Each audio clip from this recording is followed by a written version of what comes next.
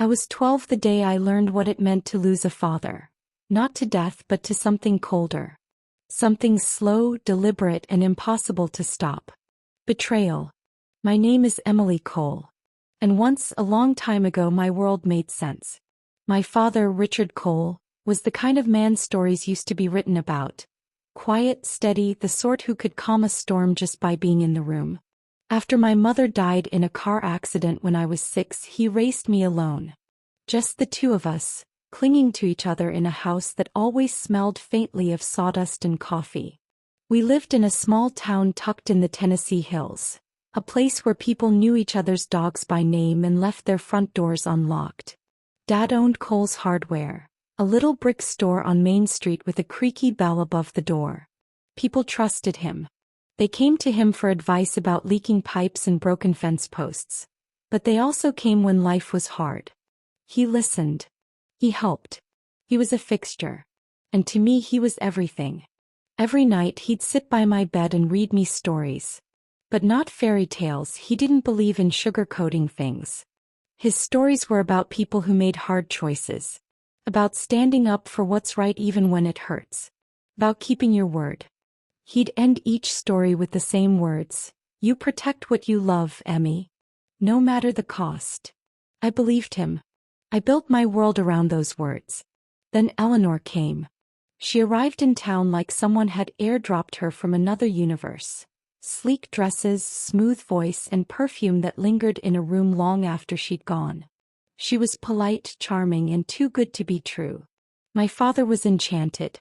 He started shaving every morning, wearing cologne, asking me strange questions like, "Do you think I look old?" I'd never seen him nervous before. It frightened me. Within months they were married. A quick ceremony at the courthouse. I wore a blue dress. She wore white. I remember the way her fingers gripped his arm. Too tight. I didn't smile in the photos. Things changed fast. The warmth in our home thinned. My bedtime stories stopped. Dad spent more time at work or with Eleanor or behind closed doors. I'd catch him staring out the window, jaw clenched, eyes distant. He smiled less. Laughed almost never.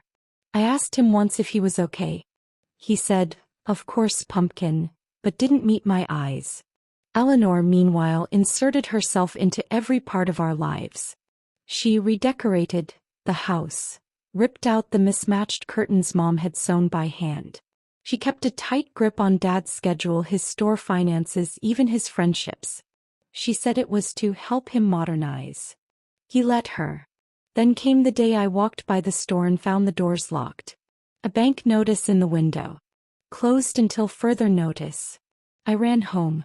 Eleanor was waiting with a suitcase and a strained smile. "You'll be staying with your Aunt Margie in Nashville for a little while. Just until things smooth out." I asked for my father. She said he was dealing with paperwork. That goodbye was the last time I saw him alive. He hugged me stiffly like he was holding back something awful. His voice cracked when he said, "Be brave, Emmy." And then he let go. I kept waiting for a letter.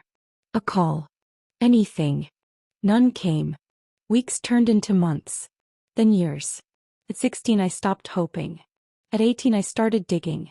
I enrolled in criminal justice at Belmont University. Not for a career but for a mission.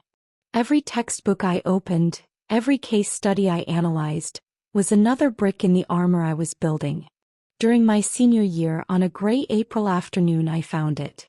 A 2-line article buried in the local news archives online.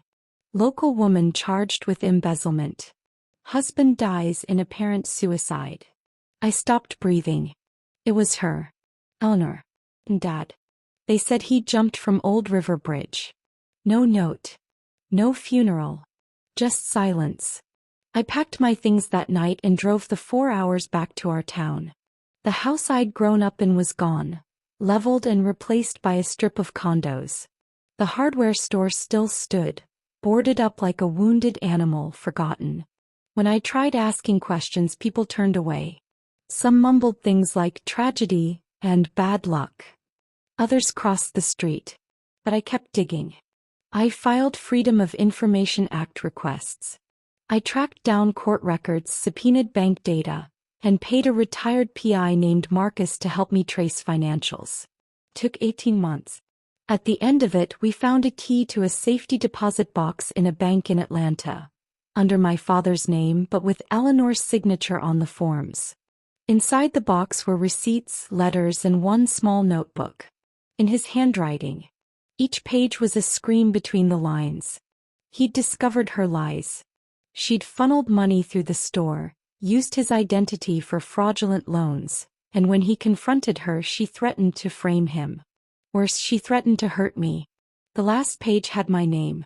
Emily, I tried. God help me, I tried. But she's smarter than I am, and I can't risk her going after you. I'll take the fall. Please forgive me.